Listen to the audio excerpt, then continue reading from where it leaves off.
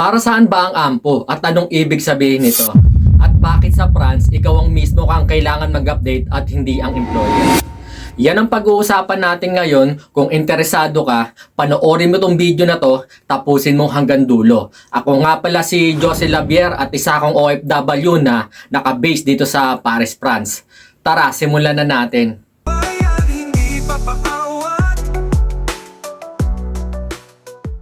Ang AMPO ay buwis na kinakaltas ng gobyerno sa mga residente ng France. Ito ay ginagamit para pondohan ang mga serbisyong pampubliko, gaya ng mga healthcare sa ospital at edukasyon sa mga school. Transportation na ginagamit ng mga residente. Seguridad gaya ng pulis, militar, at sa public service dito sa France. Infrastructure gaya ng kalsada at mga tulay.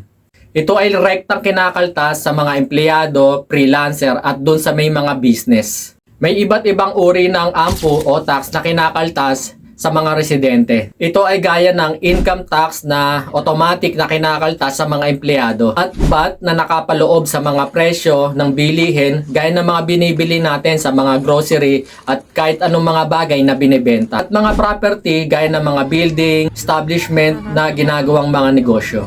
Ano ang benepisyo nito sa mga residente? Malaking tulong ito sa mga naninirahan sa France. Una, universal healthcare. Mura o libreng papapagamot para sa may mga sakit o may mga naaksidente. Pangalawa, education system na mataas ang kalidad. Kung may mga anak ka at nag-aaral sa France, mapapakinabangan nila ito. Pangatlo, financial aid gaya ng CAP benefits, housing aid at family allowance na binibigay ng gobyernong tulong sa mga may kailangan nito. Pang-apat, unemployed support. Ito naman ay kung nawalan ka ng trabaho o naendo o nagsara yung kumpanya. Maaari kang magkaroon ng sustento buwan-buwan hanggang sa makahanap ka ng panibagong trabaho.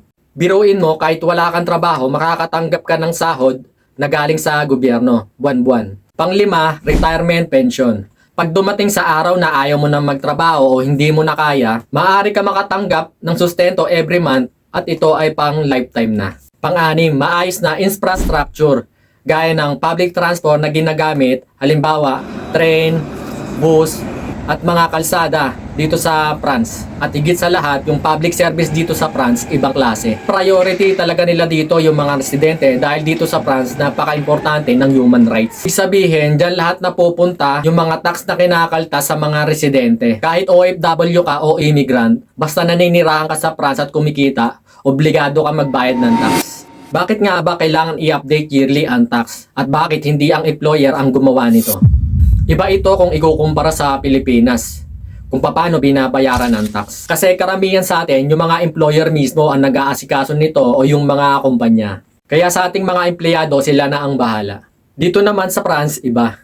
Although binabayaran na ng employer mo yung monthly tax mo at rektang kinakaltas na sa sahod mo. Pero kailangan mo pa rin itong i-declare yearly sa gobyerno kung magkano ang total ng lahat ng kinita mo sa loob ng isang taon. Kasi hindi naman alam ng employer mo kung nagtatrabaho ko sa iba o nagpa-part-time o sideline. Sa mga hindi nakakaalam, ganun talaga ang way ng trabaho dito sa France. Hindi lang iisa ang trabaho ng karamihan dito. Hindi nila alam kung may business ka o paupahan o kahit anumang pinagkakakitaan. At kung nagbago ang status mo, kung kinasal ka o nakipaghiwalay o divorce at kung nagkaroon ka ng anak, at ilan. Kaya yearly, kailangan mo talagang i-update ito sa gobyerno. Kaya last year, nag-update ako ng AMPO o tax para sa taong 2024.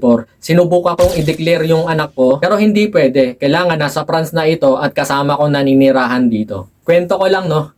Sa mga hindi nakakaalam, nagtatrabaho ako sa hotel at sa restaurant dito sa Paris, France. Kaya pag day off ko, may mga time talaga na nakakapag-extra ako o part-time sa ibang hotel at iyon ay nakadeclare. Iba't iba ang mga hotel na napapasukan ko at iba't iba din ang mga bayad nito. Kaya may dumating sa akin sulat na galing sa AMPO at ito naman ay galing sa mga hotel na pinag-e-extrahan ko. Ibig sabihin, nakikita nila yung record na pumapasok sa account ko at binabayaran nila ito ng tax. Kaya sila mismo ang magpapaalala sa iyo na kailangan mo itong i-declare sa gobyerno at obligado kang gawin ito. Dahil pag sumobra sa limit yung kailangan declare sa loob ng isang taon, maaari mo itong ma-refund. Kaya nang nangyari sa akin last 2023, nakapag-refund ako ng 200 euro. Ibig sabihin, sumobra sa limit yung contribution ko. Kung sakaling kulang yung declare mo, maaari ka magbayad. Pag mataas ang kinita mo sa loob ng isang taon at hindi tugma sa binayaran mo o kulang, maaari mong bayaran ang kulang nito. Kaya dito sa France, ikaw mismo ang magpapile. Hindi katulad sa Pilipinas na employer mo ang mismong magpapile nito. Kaya ngayong April hanggang June, simula na naman ng pagpapile ng tax mo last year 2025. Paano mag-apply o mag-declare ng AMPO? Step 1. Mag-register sa tax system. Pumunta sa Direction General du Finance Publique o DGFIP. Step 2. Kumuha ng numero piskal o tax number. Gumawa ng online account sa official tax website at dito mo i-file ang tax mo. Step 3. I-declare ang income. Ilagay lahat ng kinita mo buong taon. Usually, yearly ginagawa ito tuwing April hanggang June. Step 4. Hintayin ang assessment. Dito, makikita mo yung babayaran mo o marerefund. Kung meron man, automatic na madededuct o bank transfer sa account mo. Kaya ngayong month ng April hanggang June, simula na naman ang pagpapile ng tax mo last year 2025. Magkano ang kinita mo buong taon? Para sa mga kapwa nating OFW dito sa France, napaka-importante nito at obligado tayong gawin ito. Bakit ko nga ba sinasabi ito? Para ito sa mga magpapile ng tax ngayon, huwag ipagpaliban o isawalang bahala ang pagpapile ng AMPO. I-check lahat ng details, i-prepare lahat ng kailangan. I-clear lahat ng income para maiwasan ang problema. At itabi lahat ng mga documents na kailangan at mga katibayan na magpapatunay para hindi ka na magpabalik-balik at hindi masayang yung araw mo. Kailangan talaga updated ito, lalo na kung meron kang papel ng France. Kasi kung sakali magre-renew ka ng papel mo, kailangan mo ng mga record nito. At malaking benepisyo ang makukuha mo dito at ng pamilya mo. Pagdating ng araw, lalo na yung may mga pamilya na dito at naninirahan na dito. At dun sa mga walang papel, kailangan yung gawin ito at malaking tulong ito kung sakali mag-a-apply kayo ng papel ng France.